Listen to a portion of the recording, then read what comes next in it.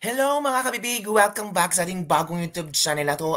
Ako ang pinakamaingay na YouTuber sa balat ng YouTube. Ako si Kabibig maglebak-lebak na tao with evidence.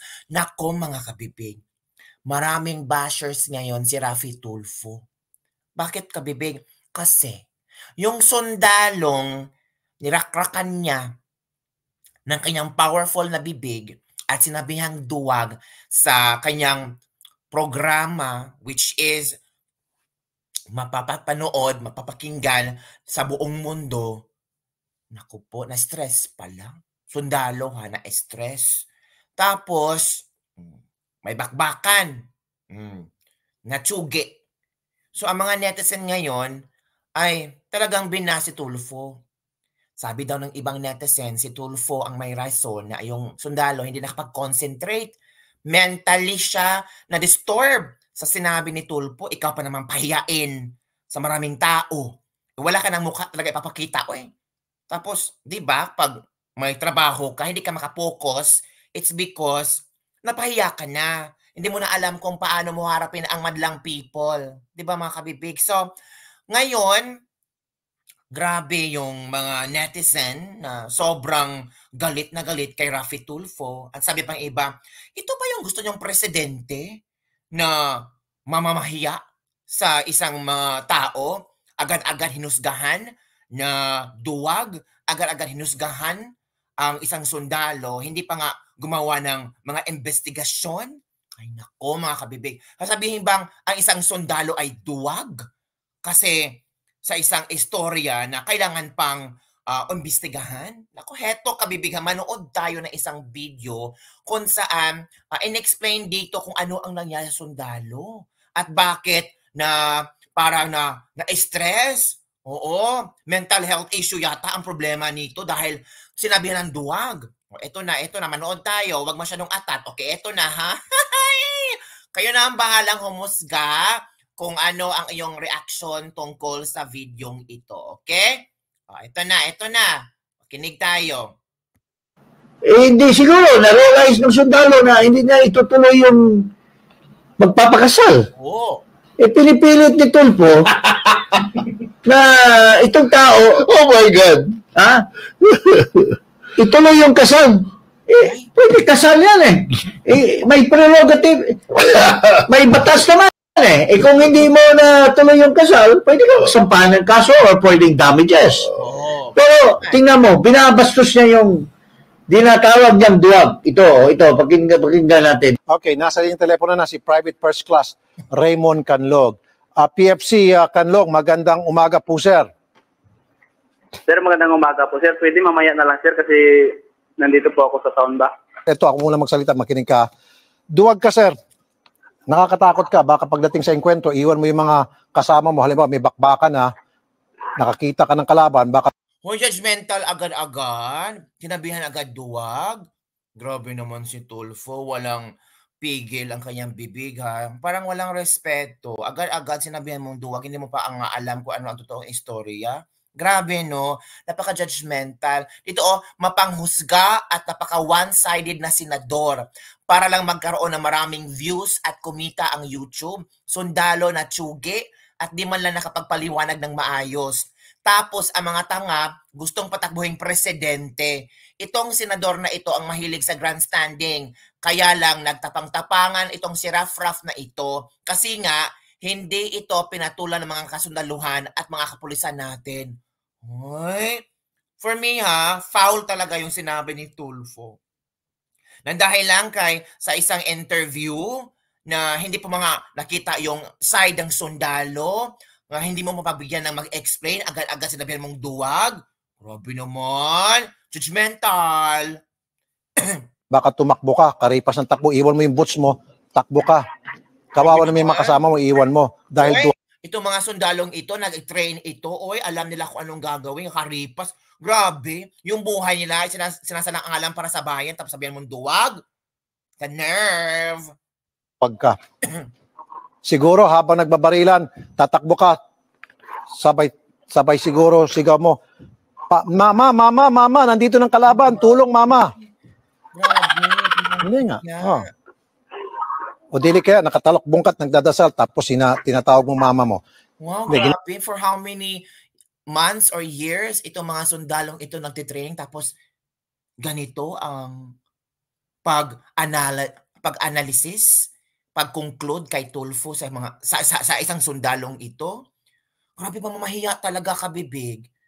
Parang binuhusan ng malamig na ice ang sundalong ito. Parang naisip ng sundalo ba, for how many years I defend our country? For how many years nag-training ako na tiniis ko ang hirap at sakripisyong mawalay sa pamilya para sa ating bansa. Pero sa isang iglap, ganito ang kanyang pag-describe sa akin. Kaya grabe talaga. Parang naramdaman ko naramdaman ko yung hiya, naramdaman ko yung mental health ng stress ng sundalong ito. Grabe, uy, pinapahiya. Sundalong atapang na tao sa kasal, takbo. Hindi naman, ang kasal, it doesn't mean na kung gusto mo or ayaw, o baka may napag-isipan ang sundalong ito, o baka hindi pa right time para mapakasal, diba? Ako, kalarke. Ginagawa ko lang biro yan, pero hindi ka bagay maging sundalo sa nakakatakot ka. Uy, grabe. Ito ipaparating ko sa Philippine Army Wow, power. para malaman ng Philippine Army yung pagkatao mo. And then, idadaan ka ulit sa isang psychological test. Grabe. Neurotest kung psychological test. ikaw ba'y karapat-dapat maging sundalo. Wow. Hindi sir, para sa akin assessment ko, pagdating po sa enkwentro, iwan mo yung mga kasama mo dahil duwag ka. Wow. Hello, Sir Rafi. Nagabiyaya ko, Sir Rafi. Pwede mamaya na, Sir Rafi. May paliwanag ko lang mamaya. Sige, paliwanag mo mamaya. Kasi critical yung pabalikan namin.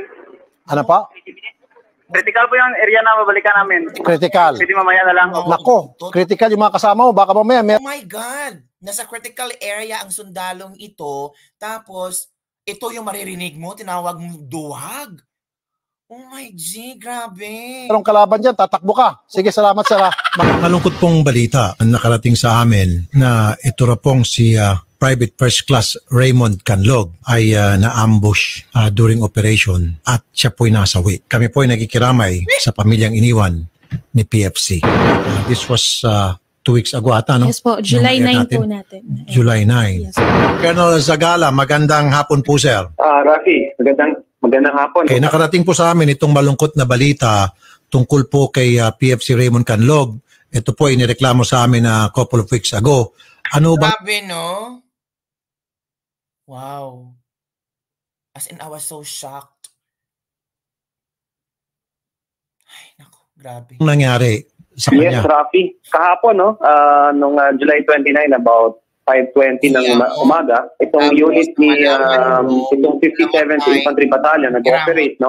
Nagkaroon sila ng encounter dito sa Barangay Penditen, Dato Salibo, Maguindanao, no? At ito nga ay nag-result sa pagkamatay ng dalawa nating sundalo, no? Ang isa doon si PFC Raymond C. Canlog. Okay. So, Kahapon po yan, no? dalawa po miyembro ng Philippine Army ang nasawi sa ambush po itong nangyari, Colonel. Ang nasa report po natin is encounter, no? Encounter. Sa kabilang panig po, sir, sa mga kalaban, meron Wala tayong it's still to find out kung meron, pero meron tayong report na 4 ang patay sa panig ng kalaban, no? yun lang po, sir, kinukonfirm na namin. So, kahapon po nangyari ito. Naawa ko sa sundalo, kabibig. So, during the operation, nasawi po dalawang sundalo natin at isa na nga ron si PFC Canlog. Okay. Kami po ay nakikiramay po kay PFC Canlog at sa Philippine Army at maging po sa kanyang pamilya. Salamat po, Colonel Zagala. Salamat, Rafi, at manakikinig magandang hapon po sa inyo. Mabuhay po ang Philippine Army, Colonel. Thank you po. Salamat po. Ma'am Daisy, Hello po, sir. ano pong reaksyon niyo? Ito po, officially confirmed, galing po mismo sa spokesperson ng Philippine Army, si Colonel Ramon Zagala. Wala na po, yumao na po si PFC Canlog. Ayun nga po, sir. Pero bakit ako yung sinisisi sa pagkamatay niya? Payak-iyak na naman mga taong ito. Ito na. Kasi possibly one of the factors kayo kung bakit maybe yung sundalo hindi na nakakonsentrate sa kung anong labanan meron or na-ambush or for example na-ambush yung sinabi dito. But yung sundalo na iyon is still thinking about the issue. Kasi national issue to eh. Tapos yung mental health niya disturbed na. Natural. Kawawa ang sundalo eh. Sino pa magsasalita? Kawawa talaga ang sundalo. For me, ha, yung ilang taon niyang pagsiservisyo, yung ilang taon niyang training, yung ilang taon niyang pagprotektar ng ating bansa, sabihan ka lang duwag. Grabe. Sa lahat ng post, lahat po, binabash ako ng... Yung ko sa super acting, te. Hindi masyadong maganda yung acting mo. Diba? So, makinig tayo dito sa kung ano ang sinasabi ni ito. Man po yung mga sundi ba, sir? Na isama po niya isang tao na may kaso. Maging ako, ma'am, binabash din. Pero yung mga basher, ma'am, let me tell you this. Huwag kang papapekto dahil mga bobo po yan. Kaya nga basher ang tawag sa kanila. Basher, B, meaning bob. Dahil lang sa kanyang quest na kumita sa programa niya dito sa YouTube. Pinakialaman niya yung buhay ng isang babae at isang lalaki na Sundalo. Itong lalaki, sundalo, at magpapakasal pero hindi natuloy. Nagsumbong yung babae, pati tapos hinihikayat niyan kausapin in public yung lalaki na kasal kuya na nandoon sa gera. Sa battlefield. Sa battlefield. Ha? Tapos sinasabi niya, kasi hindi siya pinaunlakan nung sundalo, sinabi ang duwag. Duwag ka. Para ka sa baby ka ng mama mo. Ganyan. Oh. But he didn't realize na dahil doon sa bakbakan, namatay yung in sacrifice for the country, Mr. Tulfo. He died in the line of duty. He died in the line of duty. In the line of fire. Ikaw, ano bang na-contribute mo? Tama. Did you die in any battlefield? Pero yun, namatay. Gusto mo pang pahiyain in public. And that person has sacrificed his lives for the Filipino people. Agree. Afterwards, tameme siya dahil he finds himself guilty. Na yung gusto niyang bastusin sana sa kanyang programa ay nagsakripisyo ng buhay niya sa battlefield for the Filipino people against the BIFF. In the line of duty. Ito kasing iba, no? Agad-agad, pag may konting problema, agad-agad magpaano kay Raffy Tulfo in action. Hindi ba pwedeng pag-usapan personally or privately? Baka masolusyon na ito privately. Yung iba kasi agad-agad, magpapalaban kay Raffy Tulfo. Naku, grabe naman kayo, te. Lahat na ba ng mga galawan sa buhay ngayon, pag hindi ma-resolve nyo, agad kay Raffy Tulfo? Si Raffy Tulfo lang talaga ba ang solusyon sa buhay nyo? Grabe. Kaya nga yung iba ngayon, pag may mga konting kibot, hashtag Raffy Tulfo in action agad. Naku po. Alerke. Parang ginawa yung Panginoon si Raffy Tulfo, taga-solbad ng mga problema niyo. O yun na mga kabibig, ang aking latest lebak-lebak for today. Ano ang iyong opinion tungkol dito? Parang naawa ako sa sundalo. Naawa ako, namatay na ngayon sundalo, para pagtanggol tayo, protektahan tayo sa mga rebelde. Pero before namatay ang sundalo, he experienced grabe yung pagyurak sa kanyang pagkatao, yung pagiging sundalo niya, sinabihang duwag, tatakbo, or ano bang sinasabi pa ni Raffy Tulfo. Talagang nakita niyo naman sa picture, yung pagmumukha ni Raffy Tulfo, yung una, very confident siya, isusumblong kita sa PNP, parang ganun, magpa-psychological test ka. Pero nung nalaman nilang natsugi na ang sundalo, yung mukha parang guilty na. Tapos sinabihan niya pa, yung mga bashers daw, bobo. Bakit wala bang karapatan ang bashers magsalita at magbigay ng opinion? Kasi it's against you, basher agad. Hindi ba pwedeng kritisismo for you to reflect? Mahirap kasi ang mga tao ngayon. Pag against sa mga komento mo, bashers agad. Or hindi nasang-ayon sa mga kritisismo mo. Ako nga dito, I respect criticism from other people because that is their stand on the particular issue. Basta wala yung below the belt, yung bastusan. Okay lang sa akin yon. Pero yung may ibang tao kasi, kagaya ng mga bashers sa Raffy Tulfo, opinion nila yun, diba? Ikaw nga, nagbigay ka ng opinion. Ikaw nga, you really concluded, you really assessed the sundalo as duwag. at dapat mag-ano na psychological test dahil lang ayaw magpakasal sa isang babae. Ganon? In this modern world? Ay nako, grabe. So yun lang mga kabibig ang aking latest libak-labak for today. Don't forget to like, subscribe, and share this video. As in ngayon ha, I feel sad sa nangyari sa sundalo. Grabe talaga. O yun na. Panalangin natin na sana maging okay lahat. And manalangin tayo sa soul ng sundalo na mga sundalo natin na nasawi sa bakbakan para protektahan tayo, para protektahan ang bansang Pilipinas. 'Di ba? Malaki ang kailang kontribusyon. Nagbabayad po sila ng tax, tapos protektahan pa tayo. 'Di ba? Ganun mga kabibig.